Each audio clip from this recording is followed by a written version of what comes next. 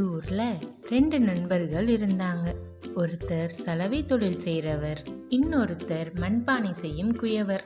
ரெண்டு பேருமே அரசரிடம் வேலை பார்த்து வந்தாங்க. ஒரு நாள் ரெண்டு பேருக்கும் இடையே சண்டை ஏற்பட்டுச்சு. அவங்க ரெண்டு பேரும் அவங்க குறைய அவங்களே சரி செஞ்சுக்காம அரசர்கிட்ட ஒருத்தர் குறை சொல்லிட்டு இருந்தாங்க. அரசே, நம்ம பட்டத்து யானை கருப்பா இருக்குது. அதனால யானைய சலவை தொழிலாளி கிட்ட கொடுத்து வெளுக்க வைக்க சொல்லுங்க ஐயா. அரசரோ ஒரு பெரிய முட்டாள். அவர் எதை பத்தியும் யோசிக்காம சலவை தொழிலாளியை கூப்பிட்டார். அடடா, நீங்க இன்னும் சப்ஸ்கிரைப் பண்ணலையா? சப்ஸ்கிரைப் பண்ணிட்டு நம்ம கதையை கண்டினியூ பண்ணலாமா?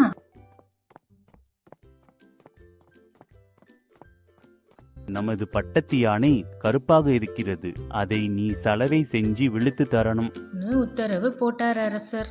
அதுக்கு சலவை செய்யறவரோ, அரசே, யானையை வெளுத்து விடலாம். யானையை வேக வைக்கிற அளவுக்கு பெரிய பானை ஒன்றை குயவரை செஞ்சு தர சொல்லுங்க ஐயா. அரசரும் குயவர்கிட்ட உத்தரவு போட்டாரு.